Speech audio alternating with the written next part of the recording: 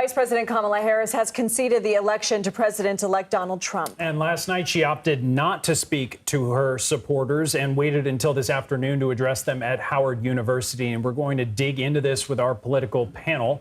Kadia Goba is a political reporter for Semafor. Jasmine Wright is a political reporter for NOTUS. And Jasmine, we'll start with you. You attended last night's election watch party for Harris supporters at Howard University, wrote about it for NOTUS. What was it like to be there?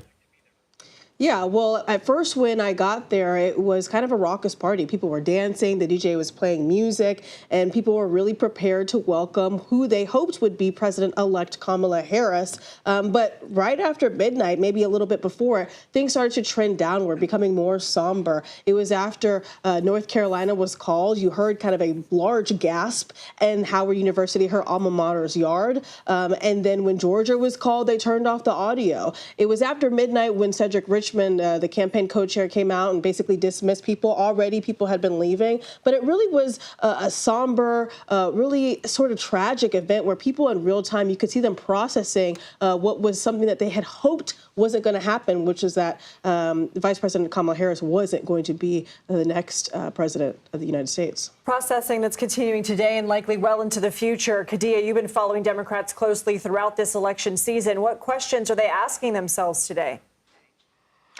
I talked to a lot of Democrats in the House today, and some of them are just confused about what went wrong. I've gotten responses from, well, she was just the wrong candidate, or she just didn't have enough time, to some of the strategy was just off, and maybe she just didn't take advantage of some of the windows she had throughout the 100-day candidacy. So it's mixed messaging, but very somber. And, you know, unclear about, especially in the House of Representatives, where they go forward. How do they stop the Trump agenda at this point, especially when we're looking at a possible trifecta in the administration, between the administration, the House, and the Senate? And Kadia, before the election, you wrote a piece detailing how the Harris campaign had encouraged Latino Democrats to amplify the garbage remark that was made during Trump's Madison Square Garden rally. And exit polls now show that Harris did win more Latino voters than Trump, but Trump did perform better than expected, particularly among those Latino men. What do you think may have been behind that? I mean, I think we saw a growing sentiment among Black men and Latino men as early as spring. And I think both campaigns tried to address this as early as when Biden was at the top of the ticket. It just wasn't enough. We saw explicitly people going out to Pennsylvania's 7th district, which the Democrat fell there, but there's a large population of Puerto Rican Americans, or Puerto Rican residents, and they, you know, while they were driven and while they came out, it just wasn't enough because of the counterbalance and the inroads that Trump has already made with Hispanic men. Jasmine, former Republican Congresswoman Liz Cheney posted on social media today saying, quote, "All Americans are bound, whether we like the outcome or not, to accept the results of our elections." We know that she tried to chip away at some moderate Republicans, and she had endorsements even from people who had served in the Trump administration. Why was that not enough?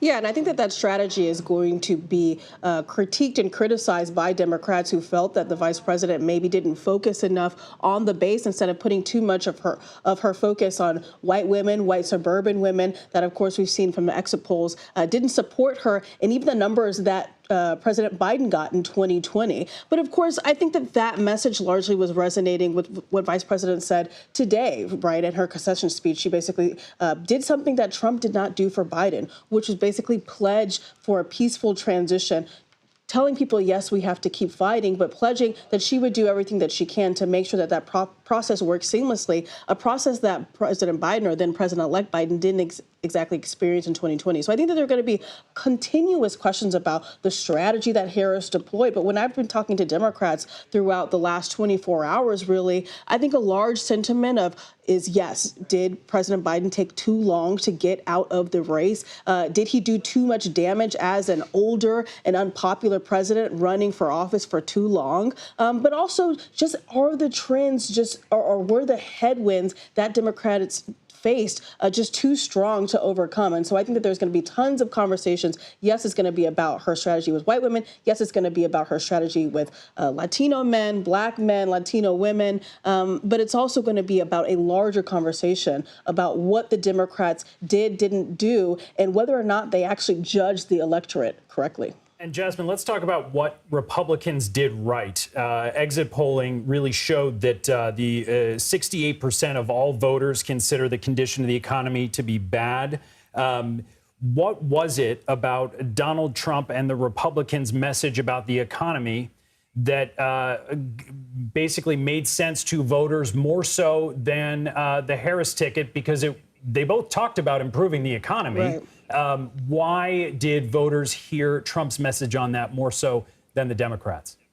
Well, I think Trump was offering kind of an olive branch to people who felt like this economic climate, even though at maybe a 3,000-foot level, it's working, and their pockets, it wasn't working. So he offered them an opportunity basically to take it all down and try to remake the American economy closer to what he potentially had in 2016. Now, I think you can argue whether or not he inherited a good economy from President Obama or what say you, but still he was offering people change. And I think what the vice president was offering after President Biden is that she was offering more of the status quo. Yes, she had plans about housing. She had plans about a Black men's economic opportunity, caregiving and all those things. But those are kind of issues around the edges. Really what she was offering is that I can work with you within the system to make your pockets better, while Donald Trump was saying, I can tear down the system that is not working for you. And I think that message was more appealing to people who continuously said in focus polls